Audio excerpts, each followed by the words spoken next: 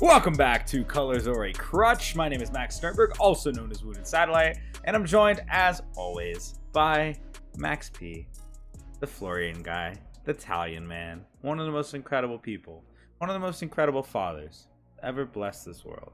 How you doing today, Max? I'm doing good, man. I'm doing all right. Dude, what are we going to do today? You didn't play in any tournaments this weekend. What the fuck? I played in a local event. I played in a local. Was it a tournament? It was like a league tournament thing. It was only 3 rounds. Okay. How'd you do? Short one. How'd you do? Go ahead. Well, Go ahead. I already know how you did. I already know how you did. I just want to make you say it. Like, 'cause I just enjoy hearing it. It had been a while since I'd played Kinnan. Like, I'd barely played any Kinnan for the last couple months. So I was like, which, by the way, when I was going to this game store, because it was Pigeon from Chaos, it was like, oh, come to level 7 games. You know, we do a thing every Saturday. It was like, oh, sick. And I thought it was just gonna be like jamming CEDH games. I didn't realize it was gonna be like actually trying to be competitive. I thought I was just gonna like shoot the shit and hang out. But then I found out it was like a league thing that you actually have to play the same deck every round and everything. So I was like, fuck it, I guess I'll play Kinnan again. It's been a long time. So I played Kinnan and I just went 3-0 and won the event and won $100. Crazy. I am Kinnan's good, bro. Kinnan's real good.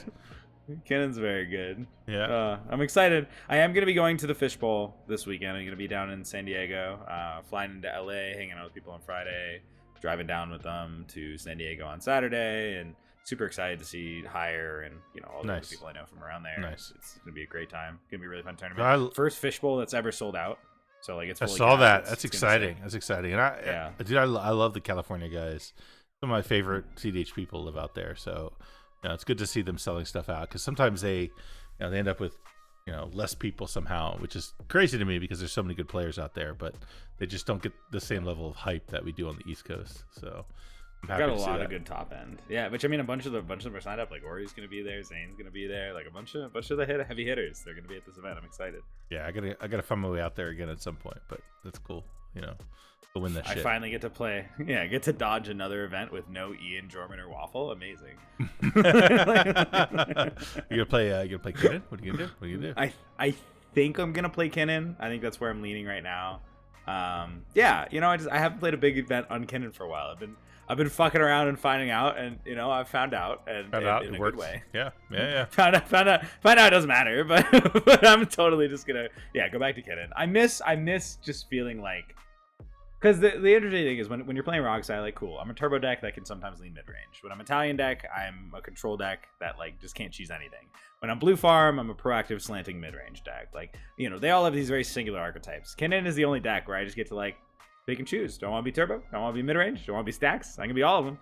I'm just going to do whatever's best in that situation. And I kind of like that. I like that flexibility, and I pilot that flexibility well. So I'm excited to get back to it. Get back to my roots. Get back to Tropical Island. Hear the birds of paradise sing. Eat the fruit garden of the Sceneboard muses. It's going to be a good time. Yeah, good stuff.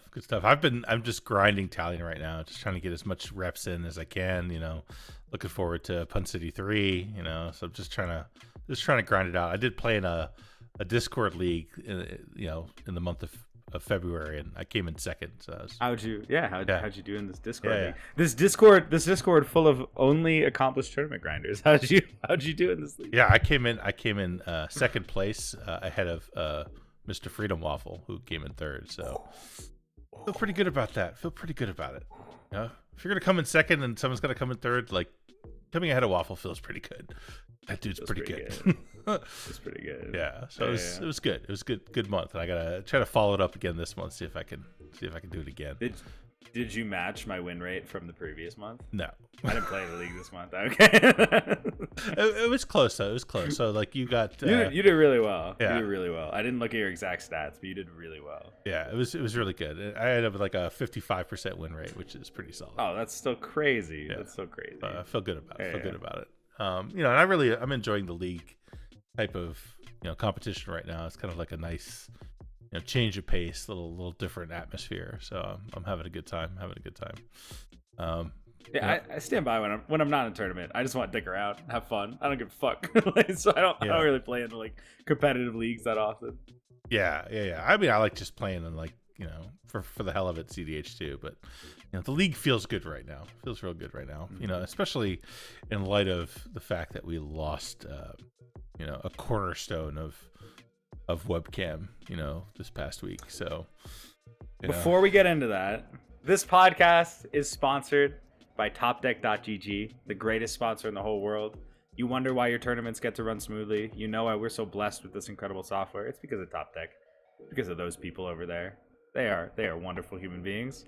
Welcome to Topdeck.gg, the greatest tournament software in the whole world. Whether you're running an event, playing for the biggest prize, or want to advertise your shop to thousands of players around, we have the software for you. With our amazing intuitive pairing, we make playing Magic an absolute breeze. All of your customers, all your participants, they can check their standings in real time.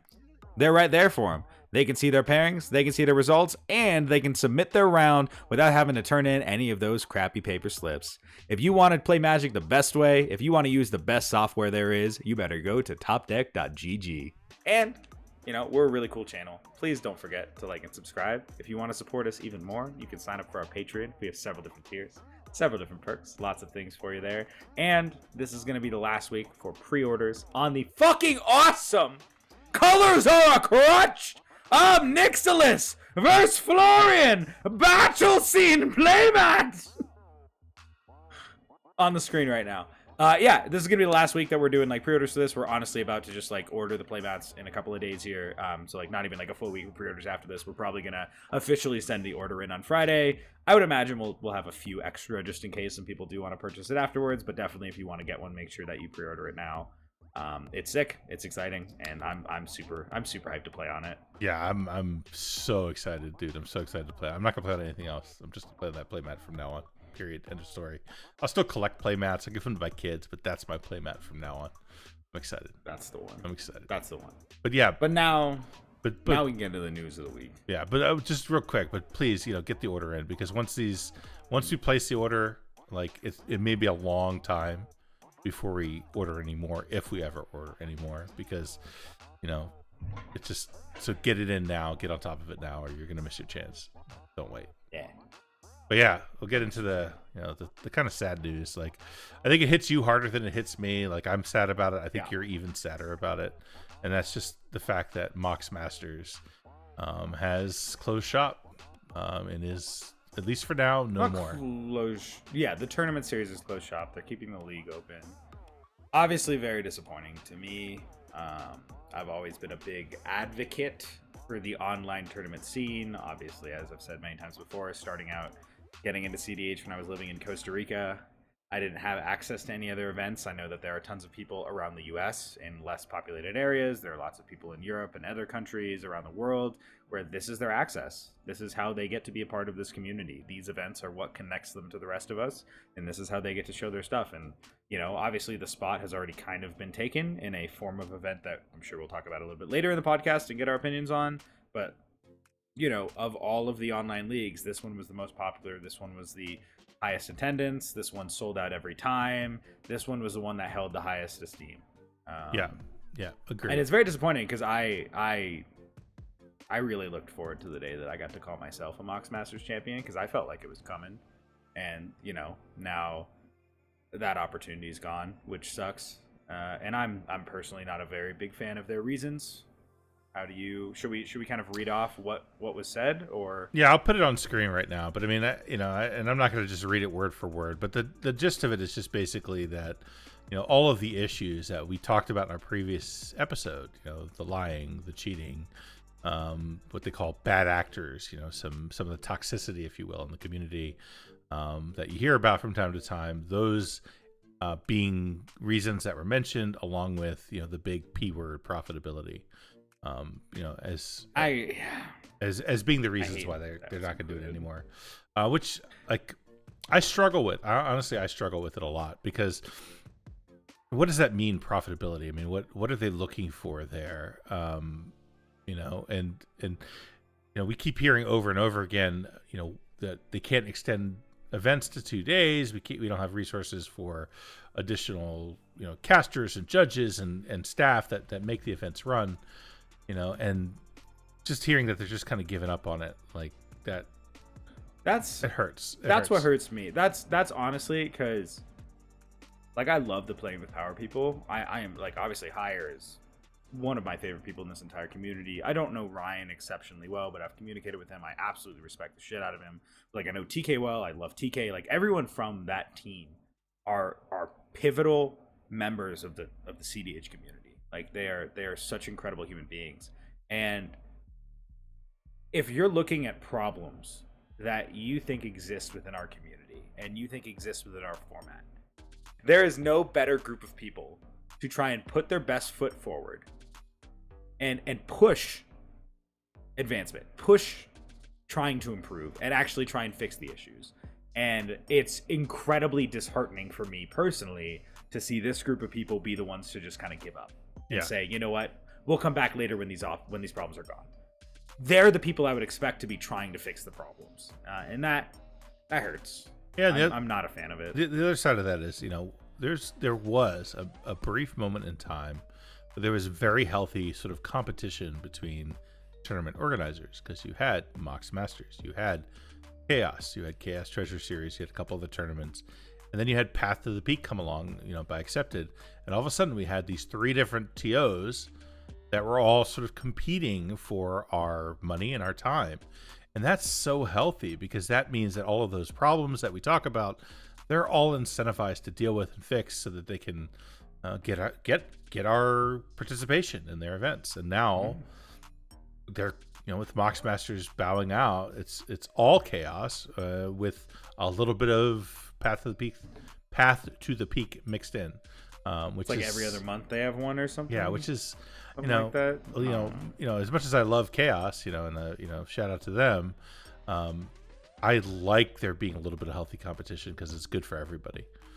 So I have some concerns there that they're going to be the only show in town now, and that's really unfortunate. But more than anything, like you said, I'm just, you know, there was sort of an allure to Mox Masters. Like, it felt like sort of the premier, highest possible level webcam tournament that you could participate in, and you know, right from the beginning, it felt like you were involved in something special. You know, they had the invitational. Like, it really felt like a sort of a cornerstone of the CDH world.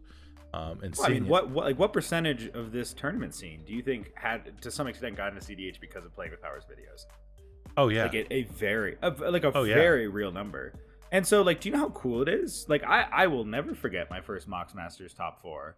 You know, it was back in, I think, August or July. One of those when I finally started, like, getting into the Mox Masters top tables, and like, it was so cool to make those, and like, Ryan comes in to the top 16 and like congratulates you on making it and all this kind of stuff. Like, that's a very cool, memorable moment.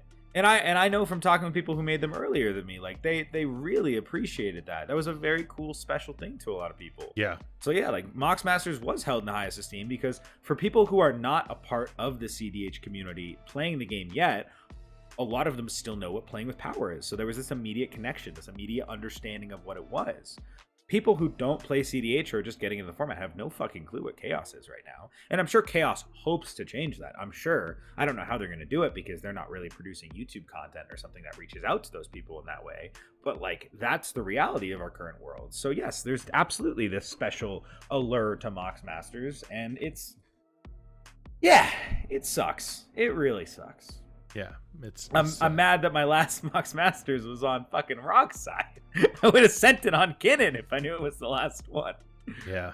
And I mean, and for us, you know, for the show, I mean, Mox Masters will always have a special place for us. You know, that Florian Obnick's top 4 table that we both made it to. I mean, that was a moment that I know I'll never forget. Like, I'll never forget that. And you know, that's something that, you know, Mox Masters brought to us that wouldn't have been possible. You know, just really, really special thing for us. So it's really tragic.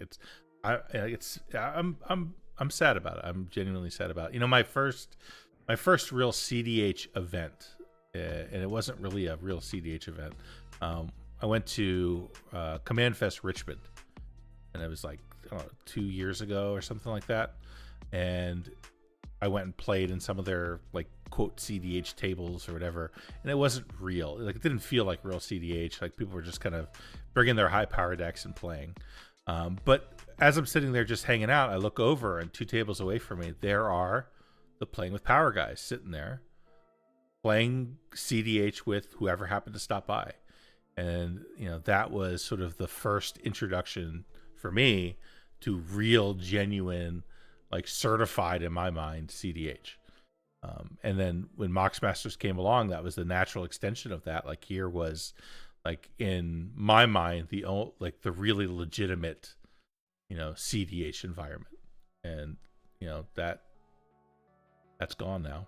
So I grieve for it, honestly. Yeah. I mean, I'm curious. Like, just like going through the things really quickly here. I mean, the cheating, it's like a reality of webcam. We've been vigilant for it. It happens. I don't know how they expect that to get fixed in some way that they can't initiate. Like, there's so many things they could do to test out what would work. Yeah, for that one, I'm like, whatever. Yeah, the 2-0 draw thing. I mean, bro, how many solutions have I presented to this? Like, oh, you know what's funny? Like, I am. You know what's funny is I went and looked back. I went and looked at the Mox Masters that, you know, we were in. That everyone. That's what kind of when it like sort of the storm really hit. And you go look at the last round 5 where all those draws were that everyone got upset about. And if you look at it, the top 2 tables, every one of those people, the top 2 tables, were drawn in. Like they didn't have to play like at all. And even in like a top 8 in like a 60 card format, you're gonna have the same thing. Those players are gonna draw every single time. And the only issue was that the 2 tables after that, which were actually the ones you and I were in, we had 1 player in each of those pods that needed to win. And with Topdeck now being able to do manual pairings, isn't it just a matter of taking those 2 players and putting them in the same pod, and then boom, you've got a solution. I mean, how many times you take one player here and one player here, and you go bloop and move this player over here, and boom, you've solved the 2-0 draw problem by moving 2 people around, right? Yeah. So it just isn't that difficult. So I get frustrated when people are like we seem to be going around and around and around and loop and loop and loop. Like, oh, why don't we can do random pairings in rounds 1 and 3, and then we can do, you know, like seeded pairings in 2 and 4. Like, guys, like, stop it. Like, the solutions are there. They're not that complicated. You either have more rounds or less players, or you do manual pairings and make sure that you don't have, you know, 1 person who needs to win in a pod with 3 people who want to draw. Like, it isn't that hard. It just isn't that hard. I've been saying forever, they just need to make it so at least 2 people in every pod have to play. It's that simple. If you do that, every pod plays. That's the solution. Stop saying that draws have to be 0 points. That's terrible. Oh. Like, stop all this other bullshit. Just make it so they have to play the games, and then they play the games. It's really not complicated. It's simple. It's simple. And you're really talking about, like, you're talking about 1 or 2 pods in the tournament. That's it. Where the problem is. That's it. It just isn't that big a deal. It's easy to fix. Everyone calm down. Seriously. And for Mox Masters to not run anymore because of it, like, okay. What do you think they mean by bad actors? So I asked about this. I think you asked about it too, and the answer was kind of very vague. Very vague. Yeah, answers. It's basically like people who want to tear down the scene instead of build it up, and I'm like, I don't really know what that means. I can only assume that means like a lot of people criticizing and complaining about online tournaments, you know, egregiously. I have no idea what that really even means. Like, maybe we're the bad actors. What? I don't know. Yeah, right. I mean, yeah, the people preaching for good CDH and people to play their games to change the system. Well, like, no, I will draw on forever. Like, I will always make the best contextual decisions to win a tournament because that's what I'm there to do. But I'm offering and giving solutions to change the system so that I don't do what I do. You know what I mean? Like, I don't know. I don't think that makes me a bad actor. But like, if it's just people complaining and you know, providing negative feedback in an unconstructive manner, what fucking organizations don't deal with that problem? You're on the internet. To you. You're on the internet. It's not unique to you. Yeah. That's what the internet does, dude. It's part of it. Like, accept it, deal with it, move on from it. You know, it's one thing if it's, you know, I've heard stories of people who, you know, get salty and kind of abusive in games. I've heard of that. And that something that also can easily be addressed, by what we talked about last time, calling judges and being vigilant about that. Like you should call judges if it's not even you who's being yelled at. Like you can call it for someone else. Those are things that we as a community can deal with. And again, not good reason in my mind to stop a whole tournament series. And then so that kind of brings us to the last one, which seems like, I hate to say it, but sounds to me like the real reason is profitability. Like, just sounds like they didn't feel like they were making enough money. Which to me, I'm looking at that and I'm like, okay, you have the largest number of entries, right? You have, I believe, the same prize pool as the other tournament series. I think it's less, actually. It's actually, you're 140 and they're usually 128, and I think it's the same prize pool. So, like, okay. And you don't stream every round. You just stream round 5, top 16, and top 4, so you don't have to pay as much for casters and such, I'd assume. So, I don't know. Doesn't really add up in my brain. Yeah, the only way I can think about it is were they saying they feel like in order to solve the problems, they need to extend the tournaments to a second day, and that becomes non-profitable. Like, do they feel like they have to do some kind of additional measures that cost money to deal with cheaters, and that makes it not profitable? It just doesn't add up to me.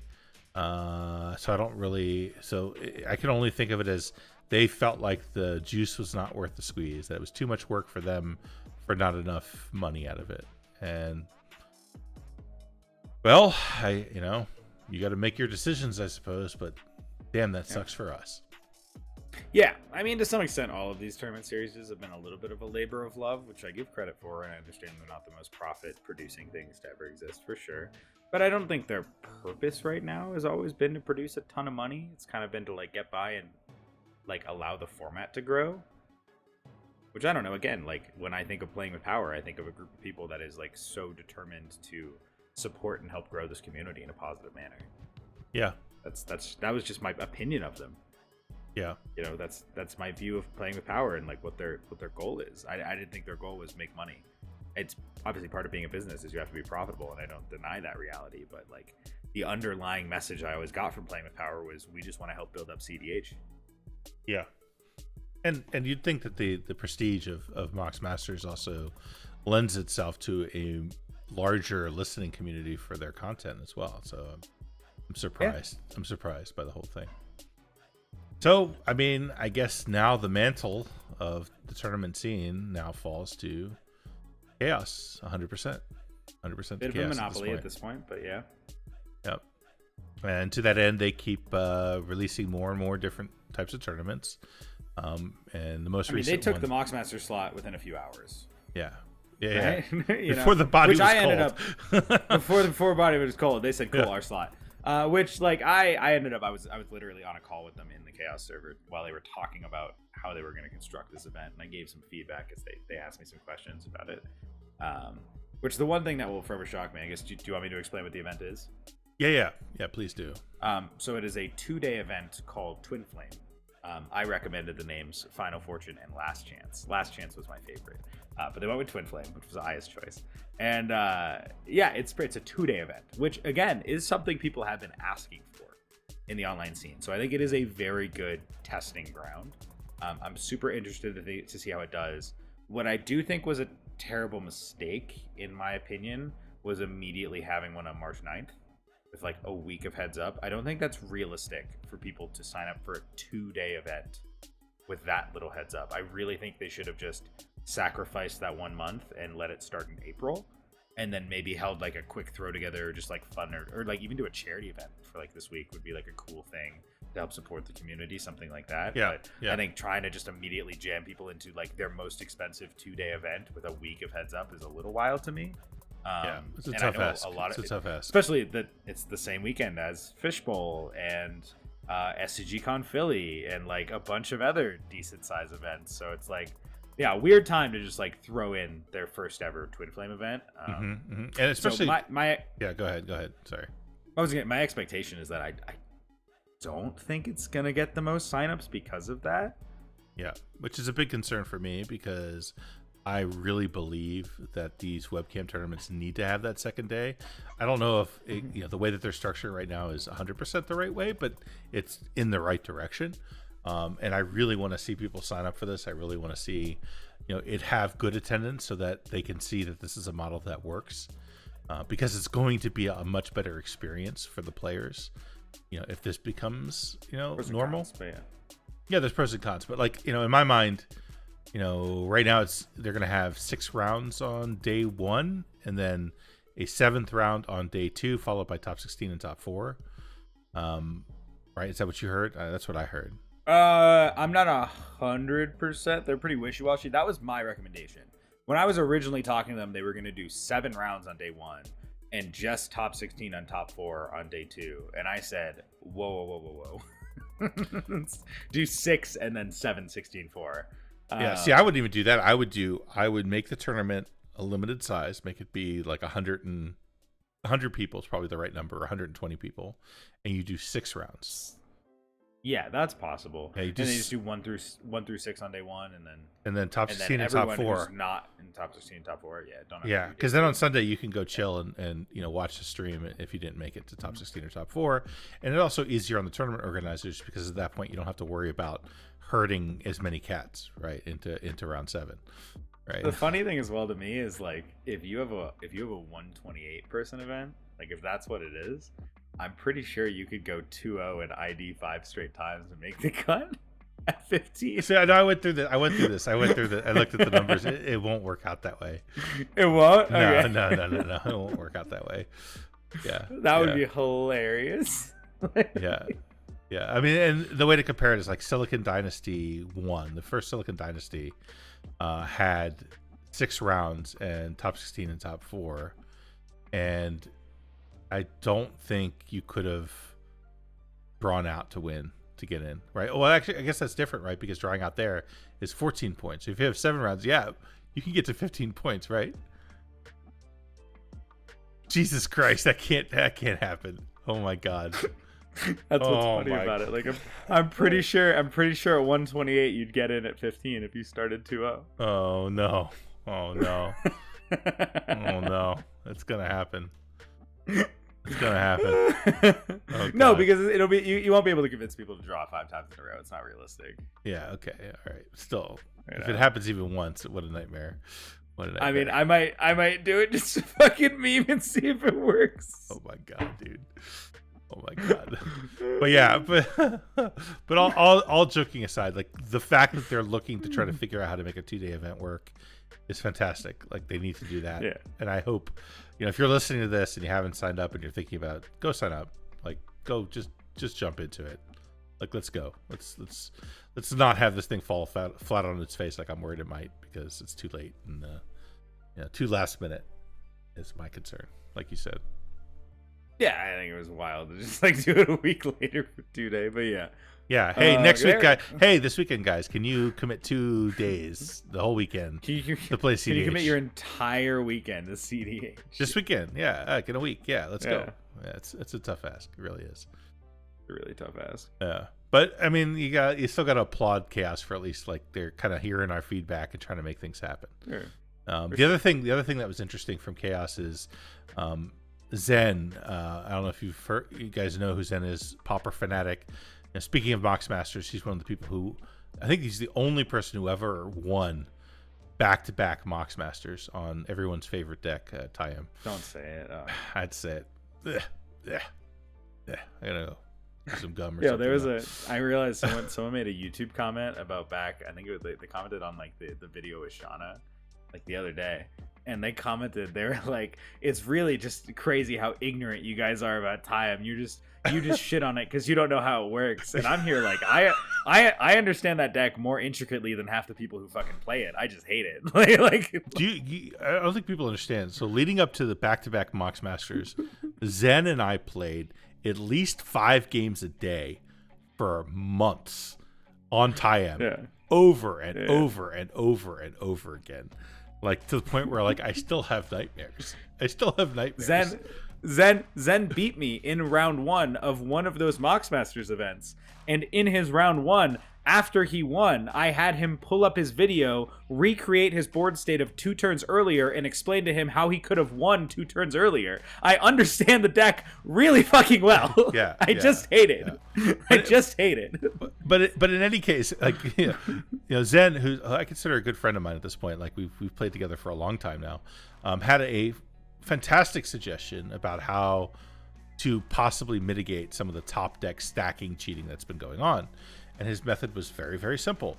All you do is when you start your game and you finish shuffling, you've done your Brazilian cut, you take a random number, and you either do that by like rolling a dice, or the number could be provided by the TO, or you could just pick a number out of a hat, whatever.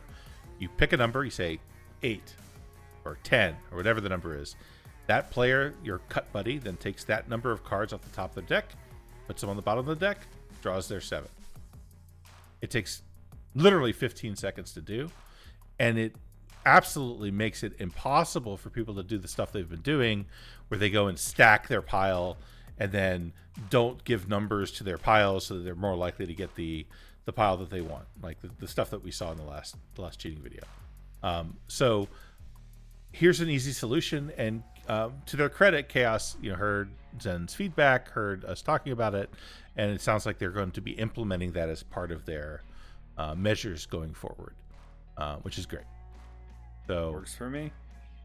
To the earlier conversation, like, this stuff can be dealt with. It's never going to be perfect, but we can make it better. We can make it better. Okay, so I think that's in terms of Chaos, like, what's their schedule at this point? So we got Twinflame this weekend.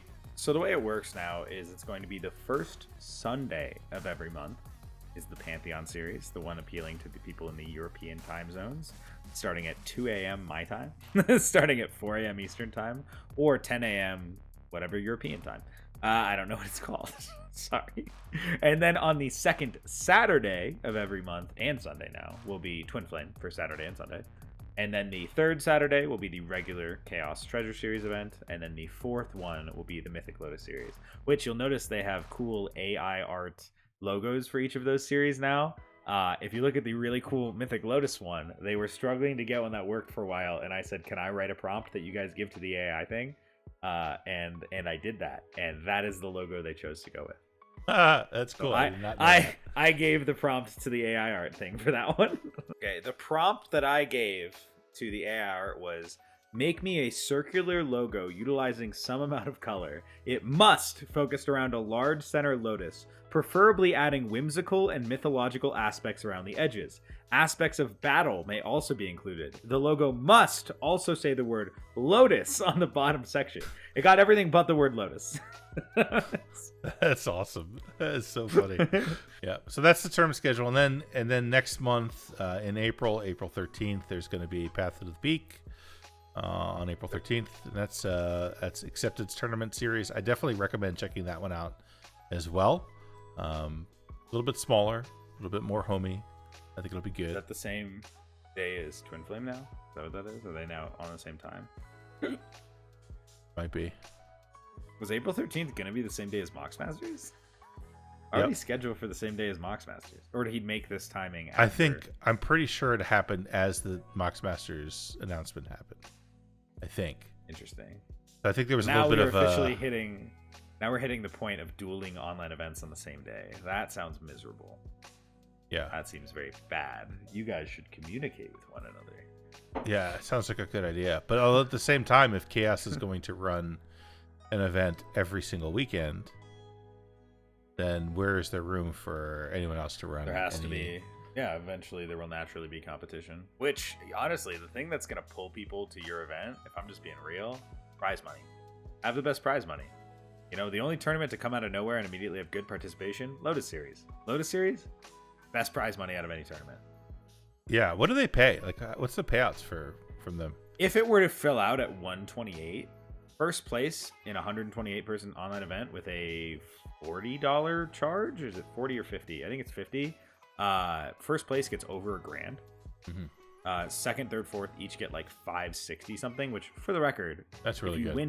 If you win regular Chaos or Mox Masters and don't split the pot, first place gets 500.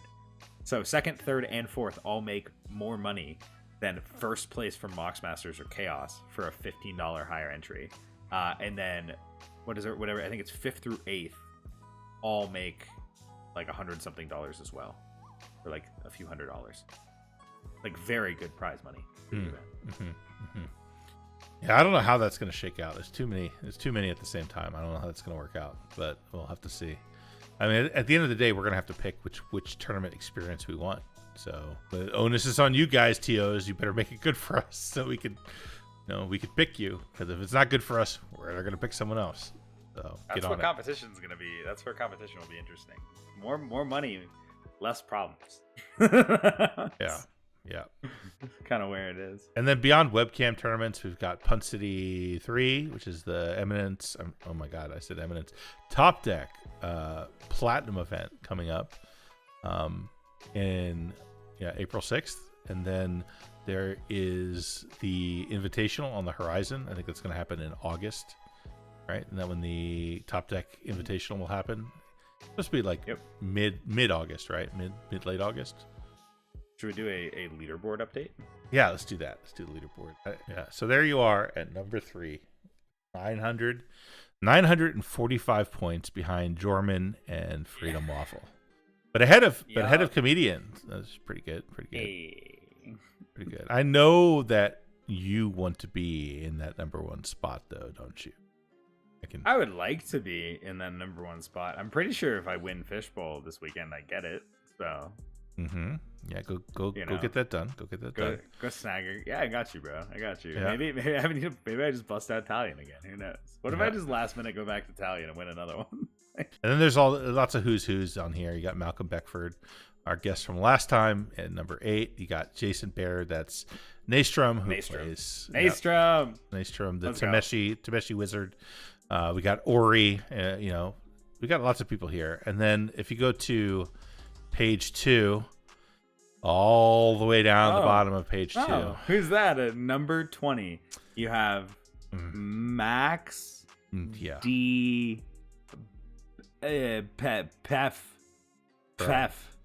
Pfefferman.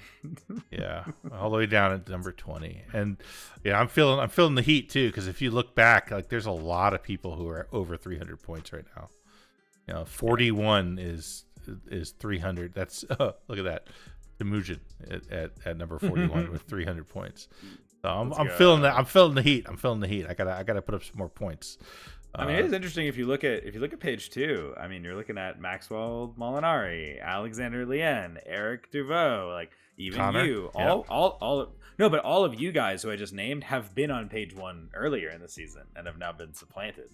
Yes. Yep. Making me uncomfortable. You got to put up points. You got to keep grinding. Otherwise, you ain't going to make it. Cool. That's your update for the Topdeck Championship Series. So, yeah, we got Punt City 3. And then there's the announcement, or it's not really an announcement yet, but there's a rumor that there's going to be a 256-person event in Columbus, Ohio. One of the guys, so I work at a climbing gym now. One of the guys invited me on a trip to go summit Capitol Peak here in Colorado. That's in the middle of June. And I thought that tournament was also in the middle of June. But I really want to summit Capitol. So, but you can pull up I don't know if you want to pull a picture here of what Capitol Peak looks like. Fucking dangerous, and I'm excited. I really want to do that. Yeah, I'm afraid of heights, dude. You ain't getting me up there. Forget it. There's a Capitol Peak has a like a few 100-foot long true knife's edge you have to cross, which is where you literally straddle it with your legs, and you have to like go over this literal edge where it's 1,000-foot drops on both sides. Holy crap. And you got to like scoot a few 100 feet over that. Yeah. It's going to be fun. Oh, so yes, it's going to be the 12K CDH event is going to be the end of June. End of June. Let's go! Yeah. If I'm not dead, I'll do that. I should text him and let him know I'm down for Capitol. It's actually perfect timing for me because on July 4th, I'm flying out to Salt Lake, and then I'm going to go on a 2-week road trip with my family, followed by a cruise to Alaska. Are you guys going to be stopping in Denver, Colorado by chance? No, we're not. Oh, Fortunately. Okay. Yeah. So I don't know what the hell we're gonna do for our podcast those couple of weeks, but we'll figure it out. We'll take a few weeks off. We're allowed to do that. I know we haven't done it yet, but we are allowed to do that. Really?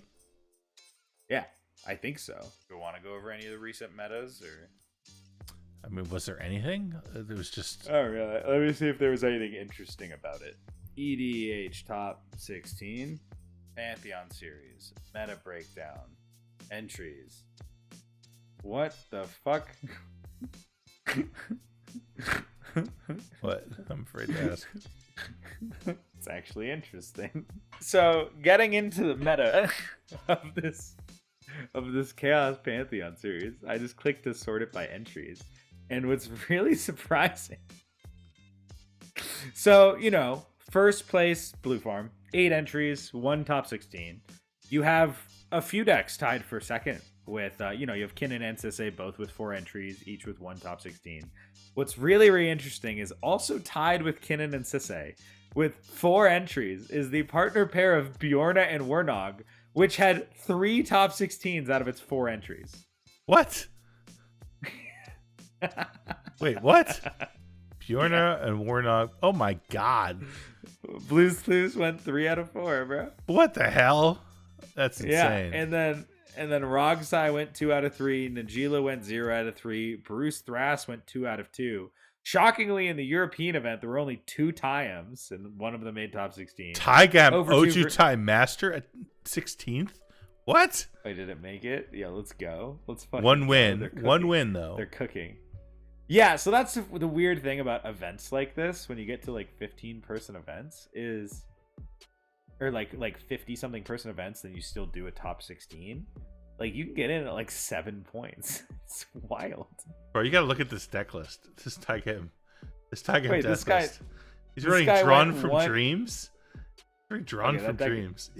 Drawn from Dreams is gas. Drawn from Dreams is gas. Get out of here. Is this is it a Scepter deck or something? No, I don't think so. Is it an Infinite Mana Scepter deck? Because that's a Drawn in Dreams is a thing for that. Nope. No Isochron Scepter. They're just running Drawn from Dreams? Looks like they're just running Drawn from Dreams. I mean, with Taigam, you get to double it. So you play it, and then you get to play it again next turn. So that's kind of cool. But it's a 4-mana sorcery. It's a bad dig through time. It's a bad dig through time. Yeah. Why are they playing these cards? What is this? Oh my They're literally on impulse. What is this? Yeah. I mean, because the way that Taigam works, you want to run lots of like cantrips, but because you get to, that's your draw engine is just casting cantrips, getting them twice. But like these are bad. These are bad cards. Terrible card. How does he even win? Like, it's extra turns. This is an extra turns deck. Yeah. He's trying to do like it's the recovery of your extra turn spells go infinite, right? Because you cast like temporal manipulation, right? And then you take an extra turn, and then you get another extra turn because you get to recast it during your upkeep. So you just start going off like that. This is wild. It's not good. Not good. But he made top 16. Yeah. I mean, going like 1, 2, and 2 though. Like I don't know. It's weird to me when like non-winning records make top 16. Yeah. I don't like that. That's the problem. It's just the way it goes like to what small you did tournaments. On Time the other day. You mean what I did on Talion? Yeah, it sounds like what you did on Talion. Yeah, I played it. Yeah, I played it like a little tiny local tournament, and I went 1 win, 2 losses, 2 draws, and made top 16. It's hilarious. Europeans, a little crazy. But look at Temujin in 5th place with Atali. Yep, dude, Atali actually is gas. Oh, I know, but still. Did I tell you that Ian turned 1 to me when he was here? Yeah, I heard about that. Yeah. It was absolutely ridiculous. He spun into, I was playing off Nixilis, and I was playing Najila. He had Najila with him, and I was like, yeah, I'll play Najila. I just go land birds pass to him in second seat, and he just goes literally ramp out, even crack an LED to cast this Atali, and hits my Nas and another guy's Teferi, and like other good shit. It was ridiculous. So for our last segment for today, I'm aware this episode has not been the most energetic and positive, and it's not gonna get any better because our last topic is gonna be discussing how fucking trash this Fallout set is for CEDH, because it's absolute fucking garbage. Yeah, like I think there's like one card that's interesting. I mean, it's like there's food chain outlets in both are saltai. The Master Transcendent and the Wise Mothman technically are food chain outlets. Yeah. Because of the rad counters, but they're both bad. And also, I don't fully understand how rad works, but I think players don't take the damage from rad until their upkeep. Right. So it doesn't win right away. You have to like wait and pass to people, and you know, you just lose to Born Upon a Wind then. I don't know. Like, this seems... I'm just like, whatever. Some people are Who really fucking enamored cares? with the Master. Like, people are really excited about the Master. And I've read that card now, like, over and over and over again, and I'm not hyped. I'm not hyped. I mean, I get it. It's neat. Because So I spectated a guy's game that he was playing it, and he was playing stuff like Mesmeric Orb to mill himself. Or mill his opponents as well, and so he could leave up his commander to see if they hit something good. But like, I don't know, that's such an inconsistent plan to build around. It's a Hermit Druid deck, like, right? It's just Hermit Druid. No, Hermit Druid isn't mill. Is a very specific thing. Oh, because it says that was milled. It has to turn. be. It has to be milled. Jesus. Yeah. And It's even worse than I thought. Hermit Druid, I do not believe has been updated to mill the rest of the cards. It just puts all the other cards into your graveyard. Oh, bro, just do Mesmeric or Basalt Monolith. You win. Potentially, yeah. Mesmeric or Basalt Thassa's, I guess, works. Yeah. But like, I don't know. It's not good. Oh, it's Like, awful. It's not good. Bro, It's also so bad. so easy to fuck up. Yeah, this set is just like atrocious. I don't know. Like, I'm trying to even think of cards that people have been excited about. There's that 4-mana black removal card. What is it called? It's called V dot capital A dot capital T dot capital S dot VATS. Yeah. And it has split second. That one's cool. It's a cool card, but it's 4 mana. Choose any number of target creatures with equal toughness. Destroy the chosen creatures. Like, that's fine. And I'm sure there's going to be certain board states that it feels busted. Like, there's always going to be situations that it feels great, but I don't know. Like, if you want to get rid of, like, all the Tymnas and Kinnan, sure, they're gone. But if you want to get rid of all the Bowmasters and Dorks, okay, then you don't get rid of the Tymnas and the Kinnans. And if you want to get rid of the Draniths and stuff, then you can't hit any of the other things. Like, I think it's like less good than you think it is. I don't know. It's worth testing. That card's worth testing, but my hunch is that it's not going to be good. I think it's too inconsistent and expensive. If it was two mana, hello. Yeah, well, even if it was 3 mana, it'd be interesting. But 4 mana is pretty 4 mana is pretty hefty. A double black, like, it's gonna be tough. I mean, I could play it in Florian and remove all the Draniths in one go. That seems cool. Hey. Yeah.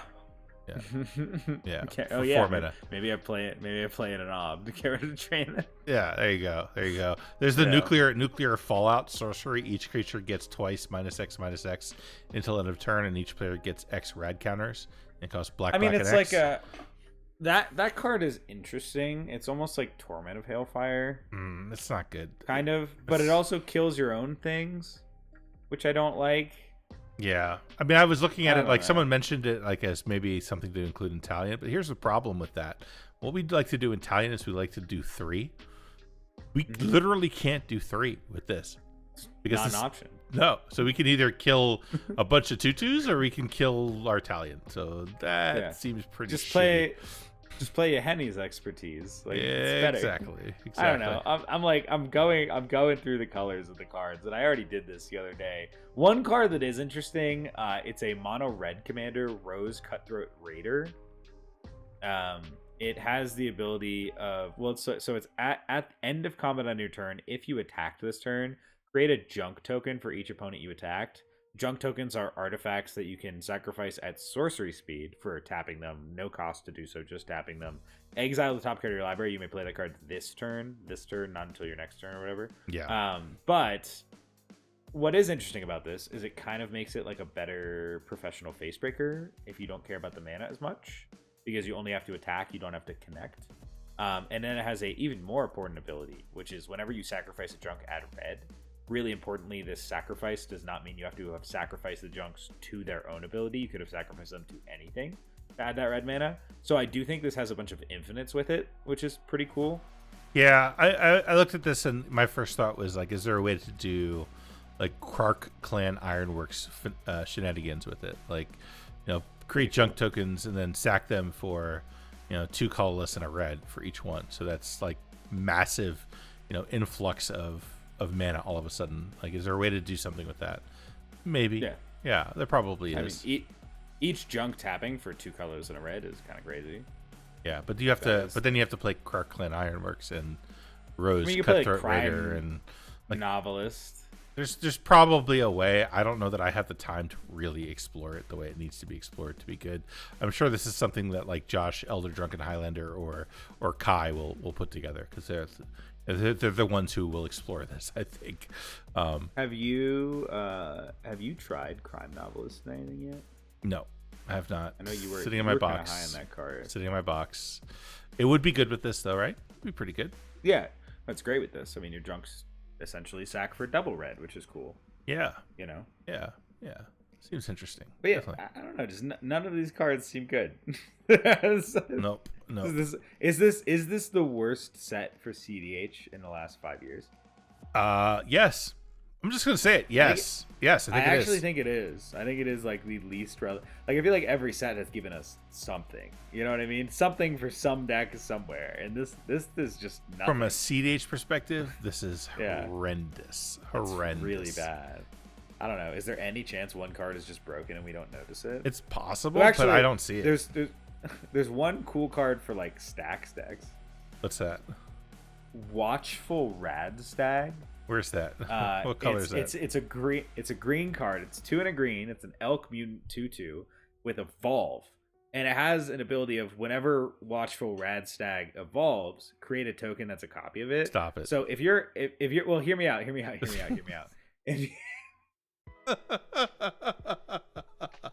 I'm sorry. Go on, sir. Okay, if you're a deck like Elevere. If you're a deck... Okay, think about it. Think about it in Tayum and think about it in Elevere. Give me a second. Okay. Decks... Oh, God. Okay. Hear me out. In Tayum, you are making a lot of tokens. And for the record, when you make token creatures, they still get the vigilance counter from Tayum. So you still get more counters. So, with this card, you could keep playing your regular things. You evolve them, which makes more tokens of them. And then you activate Time to remove the counters from them that you gave them with the evolve ability. Yes. And then anytime you make anything else, all of them now evolve again, which creates that many more new tokens with that many new vigilance counters. I actually think it is a kind of a crazy engine piece for Tayum, paired with being a thing that gets very out of hand from a damage perspective. Yes. Like if you're one of those decks that's like a Selesnya based stacks deck playing 40 creatures, and you're just gonna play creatures, and if a lot of those creatures happen to have 3 power, yes, very specifically, then I think this card is interesting because it will make an army by itself over a long period of time. Yeah. So what does it say about the set? That probably the most interesting card in the set is a card that goes into the deck known as No Good Cards Tie-In. What does that tell you? Yeah, okay. Woof. That's all I could say. It's a little rough. Woof. It's a little rough. Woof. A little rough. Yeah. And yet still, someone's going to find a way to take something from this and take it right to a top 16. Watch. I have no idea what the hell it's going to be, but it'll happen. And everyone will be like, "Oh, is that good?" And then we're like, "No, it's not good. It's still bad. Definitely not. Still bad. Yeah, I do apologize. This has not been the most energetic and bubbly and happy focus week that we've ever done. It's like I can't even lie. This week has been so drama filled and full of so much bullshit that I've just taken a step away from it. CEDH has not been fun this week. It's just a weird toxic environment that I would like to stop. You know what I mean? Everyone grow up a little bit. Try and handle things like adults. Just fucking get really your shit together. Let's just play Magic. So I apologize that this episode has not been the most engaging thing in existence. We are aware of this week's situation. Honestly, just this week we're a little fed up with everything that's been going on, and we didn't want to spend too much time talking about it because it's already being talked about enough. Yeah, exactly. It's frustrating because there's a lot of good people out there, and they're not, there's a lot of good people handling things really bad. That's all I can say, and I will leave it at that. I will say nothing else on it, because I just don't want to go there. And there's if you really want to delve into it, go look up Eisenherz. He's had a lot to say, and he speaks extremely well and lays things out very concisely and logically. So if you really want to, go hear the details of that drama, I would point you at Eisenherz. Yeah, the joke was, when we get to talking about the drama, instead of talking about the drama, I'm just going to say what Eisenherz said and move on from there. Hopefully things clear up. Hopefully things clear up in the weeks ahead. Hopefully you go fucking win a tournament this weekend, so there's something great to talk about and people can get excited about. We are going to do additional deck tech videos as well. So we did the first one on Italian. Hopefully you guys have checked it out at this point. If not, please do. I'm proud of that video. I think it was great. Proud of that deck. Proud of you winning on the deck. So all good. Thanks, man. And then we will do more. I don't know what do you want to do next? Which deck tech do you want to do next? We could do Obby. We could do. I don't think we do Kinnan because there's already some good deck techs on Kinnan, but we could do Ob. We're doing Kinnan. It's okay. 100%. Yeah, but maybe Ob is next. I don't think we need to do Kinnan yet. We'll give it a little more time before we do Kinnan. I think Ob Nixels would be a good one. Yeah, let's do Ob, then we can do Florian, then we do Kinnan. Yeah, I think that the next two should just be Ob and Florian. I think for sure. Yeah, and then we'll look outside. We'll bring some other people in to do deck techs on the decks that they're known for. Mm-hmm. So. I think that'd be cool. Yeah, so I think that's it, bro. Yeah, take us out of here. Thank you so much for listening to the Colors of a Crutch podcast. My name is Max Sternberg, also known as Wounded Satellite, and I was joined by the most magnificent, incredible, handsome, strong, independent co-host there ever was, Max P, the Floralian Man. If you're interested in CEDH coaching, feel free to find me on Discord as Wounded Satellite or on Twitter as Wounded Satellite. If you enjoy our content, please don't forget to like and subscribe this video. It means a lot to us. It means so much to us. And if you really, really love our content and you want to support the channel, you can do so by signing up for our Patreon. We have so many different tiers for you, and they've got all kinds of fun perks. Feel free to join our Discord. The link to that is in the description below, as well as the link to our Patreon and the link to this next thing, which is, like we said, this is going to be the last few days that we're going to accept the pre-orders on the playmats. Obviously, we're going to order a few extra just to be safe, but definitely if you want to be sure that you get one, make sure you get that order in. We've got some pretty good turnout on those, and we're super excited to see people start playing them around. It's going to be a really cool thing. I'm super hyped to play on it. But yeah, thank you so much for listening to the show, and I look forward to talking to you next time.